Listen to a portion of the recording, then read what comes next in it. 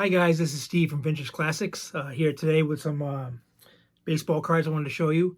I apologize for my voice. My voice has been a little bit gravelly. I'm on this new medication, which is causing my voice to sound this way. Hopefully it'll get better soon, so I do apologize for that. Let's start off with a 1967 Russ Gibson rookie card. Russ Gibson wasn't a big superstar by any means. He grew up in Fall River, which is the next town over from where I live right now. What's unique about this card is pictured on there is Billy Rohr, the rookie pitcher, and Russ Gibson. Well, Rohr threw a one-hitter against the Yankees as a rookie, and Gibson as a rookie catcher caught it. And it just happens that they're both on the same card together. So I figured it's something I'd show you, something a little bit different. I didn't realize I didn't have this card, so I picked it up the other day. I thought I had all his cards. This is a 1986 Donruss Jose Canseco rated rookie.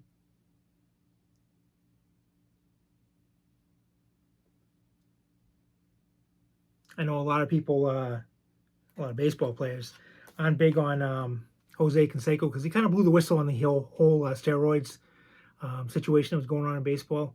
But to me, I read his book about it, everything.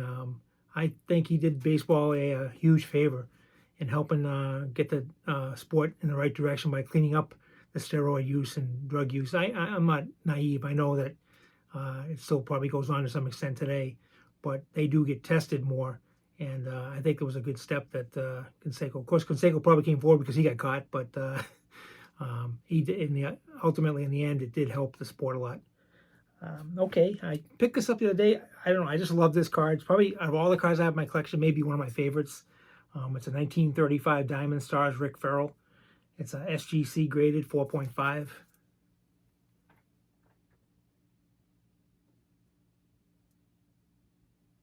There's the back of it. Like I said, I just love the design of it. I'm a big fan of the, well, hence my name, vintage cards. The earlier vintage cards, just the way they depicted the drawings, the basic, the catcher squatting down, catching the ball on it, as opposed to today's more glittery, sprinkly stuff, sparkles on there, and one-of-ones of this and all that. Me, personally, I'll take the vintage cards any day. But I picked this up the other day, and like I said, it's one of my favorites in my collection. Oh yeah, I got this the other day too. A 1965 Topps Carl Yastrzemski. It's a PSA 4. I like that pose. He's waiting for a fly ball to come down. Yaz is a big hero in Boston, obviously for the Impossible Dream Team of '67. Played left field. Had an extremely long career with the Red Sox, 23 years, I believe.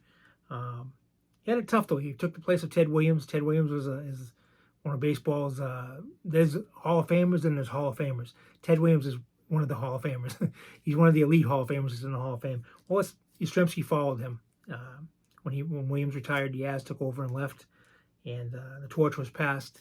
Yaz held that for a long time. Eventually, he passed it on to Jim Rice, who turned out to be, at first he wasn't a good fielder, but he learned to play that green monster to the wall, and turned out to be a very good outfielder for the Red Sox. And as you guys know, he could hit the ball a long ways. He also is a Hall of Famer. So he has a session of 3 Hall of Famers. You had Ted Williams, followed up by Carl Yastrzemski, and then the great Jim Rice also. So we were fortunate for a long period there, well over 30, 35 years of having Hall of Fame ball player in left field.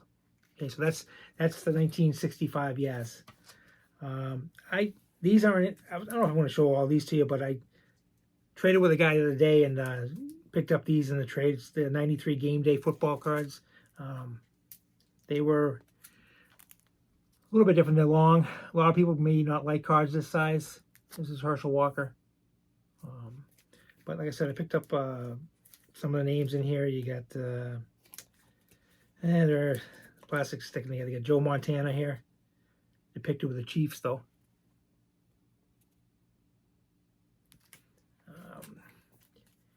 Howie Long, let's see, Thurman Thomas, William the Refridge Perry.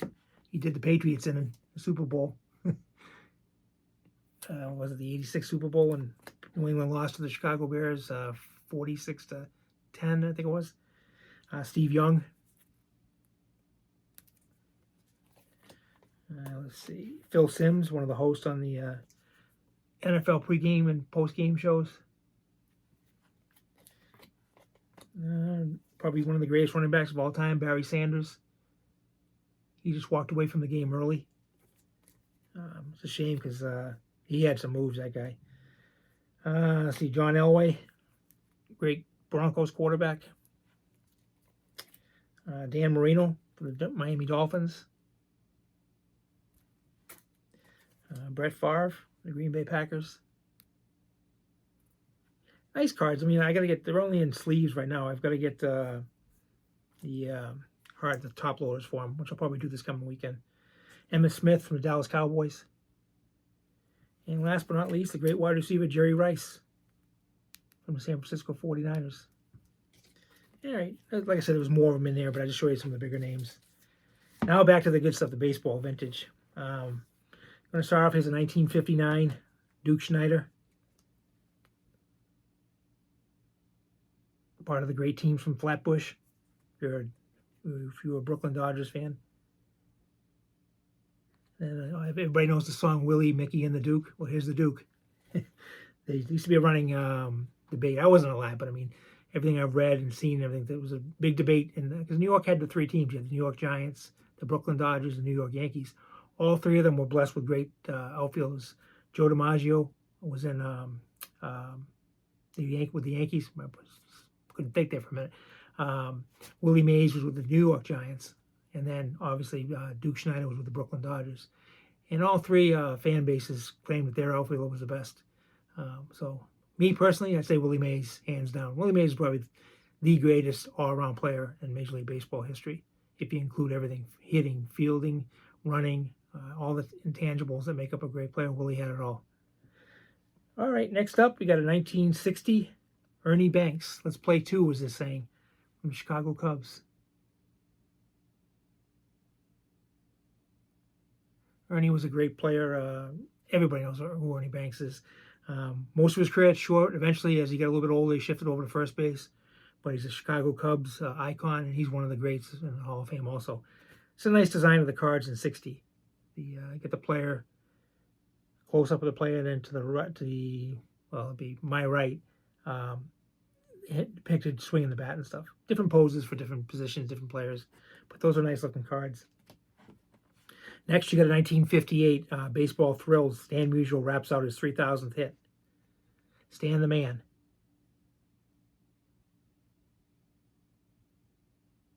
Stan Musial was the National League's Ted Williams, in my opinion. Great player. In Boston, like I said, we had Ted Williams. Well, St. Louis had the Stan the Man Musial. Stan was a great ball player. He could do everything. But this happened in Wrigley Field, May 13th, 1958. Stan got his 3,000th hit. So. All right, next up, we got a 1961 Carl Yastrzemski for the Boston Red Sox. Not his rookie cards, the second year, even though you see up here it says 1961 rookie.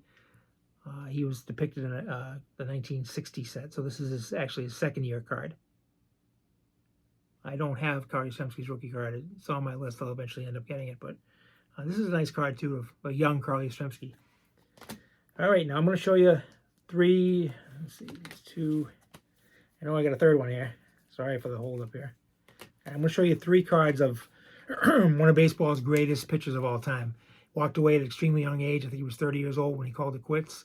But I unfortunately never got to see him pitch, but you see his numbers and in the videos of him and everything. What a great pitcher. It's Sandy Kofax. And we're going to start off with a 1958 Sandy Kofax.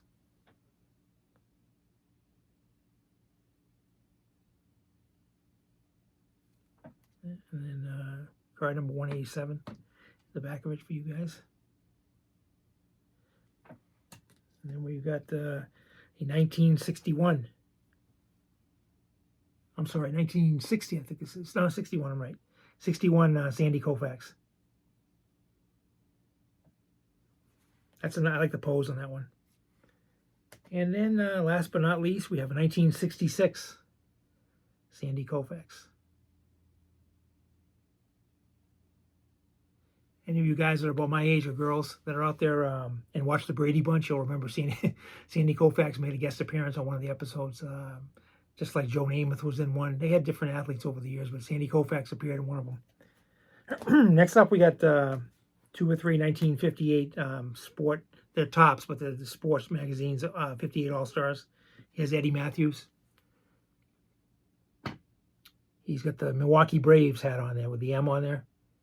They started off in Boston, went to Milwaukee, and then eventually to Atlanta. But that's Eddie Matthews.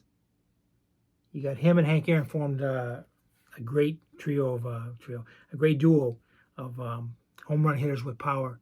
Batting back to back, you had Hank Aaron and you had Eddie Matthews. Next up from that same Braves team, you got the great pitcher Warren Spahn. Warren's the all-time winningest left-handed pitcher with 363 wins. One of my favorite pitchers is Warren Spahn, along with Kofax and stuff. I've tried to add a lot of Warren Spahn cards over the years. And now the great, especially if you're in New England, the great Ted Williams. Teddy ball game, the splendid splinter. He was a hell of a hitter. Just an average outfielder at best, but if not the greatest hitter of all time, he's the second greatest hitter. But many consider him to be the greatest whoever hit. At one time, back in those days, it was almost a trade between the Red Sox and the Yankees, with Joe DiMaggio heading to Boston and Ted Williams heading to New York, with the thought process that both ball players were geared more towards those ballparks. Joe DiMaggio in Fenway would have been outstanding. Not that he wasn't in Yankee Stadium. And then Ted Williams with that short porch in Yankee Stadium, he would have just pounded the ball even more than he did. Ted had 521 home runs, I believe. But you got to remember, he gave up 5 years of his prime career years to the war, both in World War II and Korea as a fighter pilot. Otherwise, Ted would have, you're talking close to 700 home runs, or at least the high 600s. But Ted Williams, he was just one of the greats. 1975 tops, Nolan Ryan, Ryan's Express. This guy I saw. In fact, I got to see him pitch at Fenway one time. And you could hear the ball just popping inside the mitt. Here's the back of the card. Front one more time. Like I said, the great Nolan Ryan. Just like in the old days, the Boston Braves had a saying, because they basically had two pitchers they could rely on, Warren Spahn and Johnny Sain. So they used to say Spahn and Sain and pray for rain. Spahn and Sain and 2 days of rain. There's different variations of it. But the Houston Astros had the same kind of dilemma. They had Nolan Ryan, the great Nolan Ryan, and J.R. Richard. So they used to have a saying, Richard and Ryan in 3 days of crying. So in other words, after those two guys had pitched, you never knew what you're going to get the next 3 days. So just a little thing for you, a little tidbit. I'm sure all of you guys already knew it. Here's a 1960 Fleer, Lou Gehrig. The great Lou Gehrig. Even though I'm not a Yankees fan by any means, I'm a diehard Red Sox fan. He's probably my favorite all-time player, along with Ted Williams and Roberto Clemente and Hank Aaron. But my goal was to own a Lou Gehrig rookie card, 1933 Gowdy. I don't own one now. It's going to cost me anywhere from $3,000 to $5,000 for one. But someday I will, hopefully in the near future, get one of those cards. All right, next up, you got a 1976 Hostess, Hank Aaron. I showed you guys Hostess cards a while back, last year, one of my videos. I like the Hostess cards a lot. You should send my mom to the grocery store. She'd go every Thursday, and I'd have a list for her of all the ones I already had.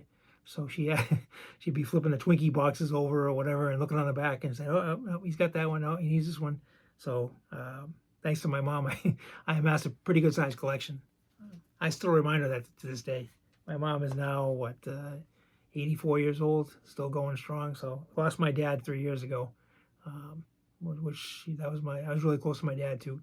That was a tough one, but like I said, my mom, I remember sending her to get those cards. Sorry if I'm rambling here. Next up is a 1958 Al Kaline. If you're a Detroit Tigers fan, one of your greatest players of all time with Ty Cobb and Hank Greenberg. But Al Kaline could do it all. My grandfather used to go down, being from Massachusetts, they were snowbirds. They'd go down to Florida, and they had a place in Lakeland. And he used to go to the spring training games. He used to tell me all the time about Al Kaline, the way the ball would sound coming off of his bat, and just watching him play, watching him with the kids signing autographs and stuff. Really nice guy. But that's a 58 Kaline right there. And the last one I have today is right here is a 1951. It's a nice looking card. It's a 51 Bowman, Richie Ashburn. Richie was a great Phillies outfielder. Didn't have much power. Had a lot of speed and was a great outfielder and get on base. Here's the back. 51's a nice set. I have, I don't know, nowhere near the whole collection. I have, the whole set. I have about maybe 20 of them. They're just the way the cards are depicted, the appearance of them. They're just nice looking cards. So if you ever get a chance to get some 51s, it's worth it. That's about all I have for you today. I don't have anything else. I'm looking around my desk to see if there's anything I could show you that I haven't shown you already. Hope everybody's doing well. Today's the big day. It's supposed to be an eclipse, I guess, around somewhere between 2 and 3 o'clock today. I don't see the big deal, but to some people it is. I know a couple people who work with my wife took the day off. They're having an eclipse party. What you do at an eclipse party, I have no idea, other than to get your glasses and go outside and look up there. If you do go out, like I said, make sure you get those special glasses before you look directly into the sun. What else do we have? That's about it for today. I can't end the video without saying keep on collecting. Hope everybody's doing well and you're feeling well and your families are all doing well. And I want to thank you guys so much for choosing to watch my videos. There's so many of them. I say this all the time, but there's so many of them out there on YouTube that you could be watching. So for you to watch mine, I feel blessed and I'm very thankful for that. All right, till we talk again, have a good week and I'll talk to you soon. Take care.